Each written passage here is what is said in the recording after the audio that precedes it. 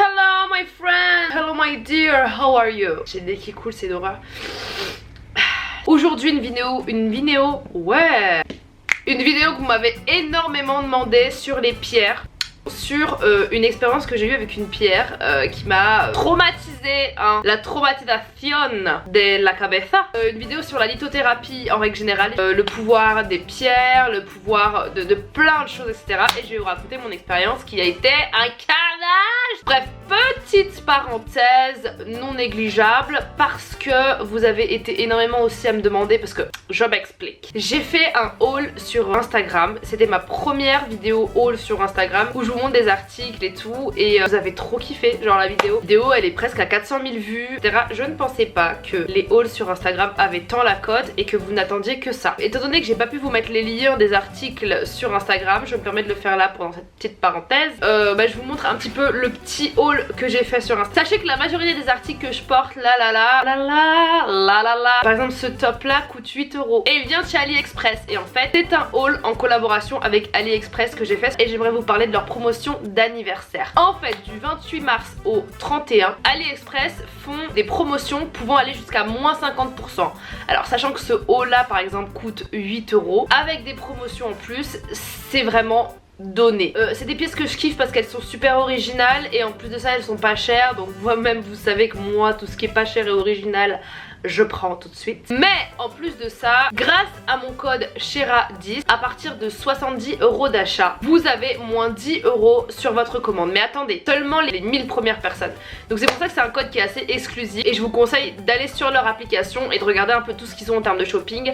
Du 28 au 31 mars, c'est vraiment le moment de faire des bonnes affaires. Je pense que ça peut toujours vous aider, moins 10 € à partir de 70 € d'achat. Bah voilà, en tout cas, le lien des articles que je porte, tout est en barre d'infos si les articles vous plaisent, etc. Donc voilà. Donc, petite parenthèse de qualité fermée. Oui, c'est comme ça que je fais, le signe fermé. On va parler des pierres, etc. Bon, je vais un peu plus vous expliquer le contexte. Je m'explique. Bon, moi, vous savez très bien que je suis quelqu'un qui est assez spirituel, qui croit énormément aux énergies. Du coup, il y a de ça plusieurs années, je me suis intéressée à la lithothérapie. La lithothérapie, c'est quoi? C'est de croire au pouvoir et aux énergies des pierres. Alors, ça existe dans plusieurs cultures, ça existe dans la culture asiatique, ça existe dans la culture africaine. Moi, personnellement, j'y crois très très fortement, et encore plus avec l'expérience que j'ai eue. Je crois aux énergies que nous transmettent les pierres, que ce soit d'un point de vue psychologique que d'un point de vue physique. Je parle tout simplement des pierres telles que par exemple le quartz, le turquoise, le jade qui est très connu dans la culture asiatique, et de plein d'autres pierres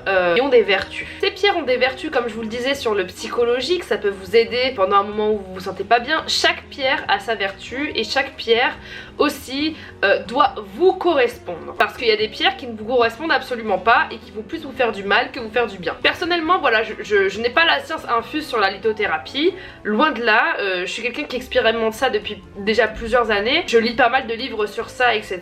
Dire un commentaire, non mais tu sais pas de quoi tu parles, je raconte mon expérience comme toujours sur YouTube. Alors comment ça a commencé? Ça a commencé du coup à Calvi. J'étais à Calvi avec ma cousine, je vois une boutique de pierres, etc. et moi je raffole de ça, donc du coup je regarde les pierres, je vois laquelle m'attire le plus, et en fait moi je crois pertinemment au fait que quand vous rentrez dans un magasin de pierres, c'est la pierre qui vous appelle en fait, c'est la pierre qui retient votre attention, ça veut dire que votre âme en a besoin et a besoin des vertus de cette pierre là. Je regarde les pierres qui me plaisent, vers laquelle mon âme va, parce que moi c'est des choses auxquelles je crois, peut-être je peux parler chinois pour plein de gens mais bon. Et donc du coup je suis tout de suite attirée par une bague qui est super jolie, la pierre est magnifique, etc. Je m'intéresse aux bienfaits de la pierre, je commence à lire et tout, je me dis tiens cool. Donc du coup je porte la pierre, c'est une bague que j'avais justement là à l'annulaire, je crois que ça s'appelle comme ça, non ça s'appelle pas comme ça, au majeur. Why you don't know your fingers? Je la porte, et c'était une labradorite. Elle est très régénératrice, c'est une éponge à émotions négatives, tant pour la personne qui la porte que pour les personnes qui sont extérieures en fait. C'est vrai que c'est une très bonne pierre, surtout très régénératrice pour les personnes qui sont très fatiguées. C'est vraiment une pierre qui est bonne. Généralement elle se porte au plexus solaire, donc au niveau du chakra du cœur. Et donc du coup je porte cette bague, et ma cousine avait acheté la même. je la porte et tout, et je me suis rarement aussi mal sentie de ma vie. Plus les jours passaient, plus je sombrais dans un état dépressif. Je ne me comprenais pas, j'avais du mal à me comprendre, j'avais du mal à me lire, je reconnaissais plus mon état émotionnel en fait. J'étais complètement instable émotionnellement, je pleurais pour rien, et je sais quand je pleure pour rien parce que je pleure pour rien, quand c'est hormonal ou autre, et je sais quand je pleure pour rien sans savoir pourquoi. Je me disais mais je me sens très bizarre, et moi j'avais cru au mauvais oeil. Dans ma culture, qui est la culture nord-africaine, le mauvais oeil a beaucoup sa place en fait. Mais c'est vrai que moi je crois au mauvais oeil, et je me suis dit mais quel mauvais oeil m'a frappé. Je n'avais envie de rien, je me disais que j'étais nulle et je n'arrivais pas à avancer, je ne voulais pas avancer en fait. Et pour la première fois de ma vie j'avais plus goût à grand chose en fait. Et je me disais mais attends, c'est pas normal, parce que Chéra, quand t'es pas bien généralement t'es dans le déni d'être pas bien. Donc c'est à dire que tu continues ta vie comme si de rien n'était alors que t'es pas bien, mais là t'es vraiment pas bien, plus que pas bien, il y a un truc qui cloche. Et j'envoie un message à ma cousine, je dis Nadia, franchement ça va pas, je comprends pas pourquoi. Elle me fait mais moi aussi pareil, c'est un truc de fou.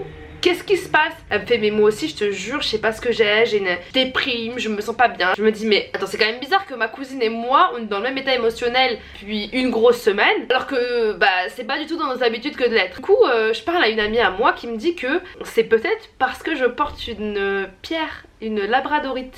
Et elle me dit qu'elle-même avait porté une labradorite et qu'elle-même l'a retirée parce que c'était une pierre qui était assez dangereuse pour elle aussi. Et du coup je me suis dit mais comment ça se fait que ça peut avoir autant d'impact en fait? Et elle me pose une question, elle me dit Chéra, tu l'as purifiée avant de la mettre ta pierre?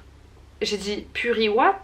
Elle me fait non mais Chéra, une pierre ça absorbe les émotions des gens qui la touchent. Donc à mon avis t'étais à ton magasin, il y a plein de gens qui l'ont touchée et toi tu la portes comme ça normal sans la purifier. Pierre, pour qu'elle ait les meilleures vertus pour toi et pour pas qu'elle soit mauvaise, il faut que tu la purifies, sinon tu te sentiras très mal quand tu vas la porter, tu vas porter les maux de la terre entière en fait. Et j'ai fait oh putain, en fait faut que je purifie, sachant qu'en plus la labradorite c'est une pierre qu'il faut encore plus purifier, parce qu'il y a des pierres qui ont moins besoin d'être purifiées que d'autres, parce qu'elles sont vite chargées en fait en mauvaises énergies, il faut les décharger et après il faut les recharger. Et je me suis dit ah ouais ok, en fait je me rends compte que j'ai plus du tout envie de la porter et que ça me traumatise, et que en fait même j'ai même plus envie de la purifier parce que j'ai peur. Et en fait faut savoir aussi qu'il y a des personnes qui sont sensibles à la lithothérapie, qui sont sensibles aux énergies des pierres, et d'autres personnes qui ne sont pas du tout sensibles à ça.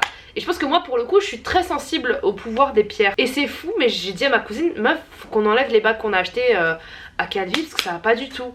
Et à partir du moment où elle les a enlevées, on s'est senti mieux. Et je me suis dit ok, donc là vu ce que j'ai vécu, je crois beaucoup en la lithothérapie et au pouvoir des pierres, parce que si elles peuvent être négatives, elles peuvent être aussi très positives. Et donc du coup j'ai commencé à m'intéresser un peu plus à ça. J'ai commencé à chercher des pierres qui peuvent peut-être plus me correspondre. Donc je suis partie dans des boutiques de pierres, les regarder, et du coup par exemple actuellement ce que je fais c'est que je porte une citrine. Alors une citrine, beaucoup de gens qui disent que c'est pas une pierre qui est faite pour quelqu'un qui a une personnalité comme moi. La citrine normalement entre grandes guillemets c'est fait pour les personnes qui sont un peu introverties etc, qui ont besoin de plus s'extravertir, parce que la citrine c'est une pierre qui pousse au dialogue, à aller vers les autres. C'est une très bonne pierre pour les gens qui sont déprimés, donc c'est très solaire, une pierre qui se recharge au soleil, c'est une pierre qui n'a pas beaucoup besoin d'être purifiée, c'est une pierre qui a beaucoup de vertus que j'apprécie. Pour le coup je me suis dit tiens, go prendre une citrine. Et c'est une pierre surtout qui facilite l'imagination, qui facilite la productivité, et moi c'est quelque chose dont j'ai vraiment besoin. Je me sens bien avec la citrine, j'ai testé la citrine, j'ai testé l'opale, j'ai testé œil du tigre aussi qui est une très bonne pierre. L'œil du tigre c'est une pierre qui va vous protéger énormément, mais surtout qui va renvoyer le mauvais œil vers la personne qui le porte. Donc toutes les énergies négatives que les gens veulent poser sur vous avec l'œil du tigre, ça le renvoie vers les personnes qui les envoient en fait. Donc c'est une pierre qui est très protectrice. Je porte du jade aussi qui est juste là, donc je porte du jade rouge, blanc, enfin lacté et vert. Du coup la pierre de jade c'est une pierre qui est la pierre du bonheur en fait. J'ai trouvé ce bracelet sur un marché en Thaïlande, et surtout c'est une pierre de prospérité, et j'aime beaucoup ses vertus, donc du coup je me suis dit tiens pourquoi pas la porter. Moi ce que je vous conseillerais dans tout ce qui est lithothérapie etc, c'est de vraiment écouter votre cœur, parce que c'est votre cœur qui vous guidera vers la pierre qui vous correspond le plus. Je vous conseillerais de purifier vos pierres, et surtout de les recharger aussi, que ce soit en pleine lune ou alors en soleil, parce qu'il y a des pierres chaudes, par exemple la citrine ça se recharge avec le soleil, il y a des pierres froides comme la pierre de lune tout simplement qui se recharge en pleine lune, et généralement c'est vrai qu'en pleine lune c'est bien de mettre un peu toutes ces pierres pour qu'elles puissent se recharger, etc. Vous pouvez utiliser les pierres chez vous aussi. Par exemple moi dans ma chambre j'ai du quartz rose, et le quartz rose c'est génial pour bien dormir, pour être apaisé. C'est vraiment la pierre à avoir dans sa chambre. Moi je sais que j'ai un coffre à pierres, je les ouvre, j'utilise la pierre quand j'en ai envie vraiment, je la purifie, je la repose. Il y a des pierres que j'aime porter sur moi souvent, donc que je dois souvent recharger. Il y a des pierres que j'aime porter par période aussi, et la pierre va avoir une vertu différente en fonction de là où vous la portez. Par exemple ici ça va être sur le chakra du cœur. Je sais que c'est stratégique en fait de porter ces pierres à un endroit ou à un autre. Donc il y a plein d'histoires à raconter en fait sur les pierres, tant au niveau des vertus positives qu'au niveau négatif. Prochainement une pierre que j'ai envie d'acheter parce qu'elle a attiré mon attention, c'est une bague aussi. Je sais pas pourquoi j'aime bien les porter en bague personnellement, parce que je suis peut-être très manuelle, je sais pas. On va dire que la lithothérapie c'est vraiment quelque chose sur lequel je suis archi novice, et en vrai je vous fais cette vidéo là pour vous en parler, pour vous donner mes expériences tant positives que négatives. Mais du coup j'aimerais bien aussi avoir des conseils par rapport à ça, parce que je les garde dans un coffre et je me dis mais est-ce que mélanger toutes leurs énergies entre elles c'est bon ou pas?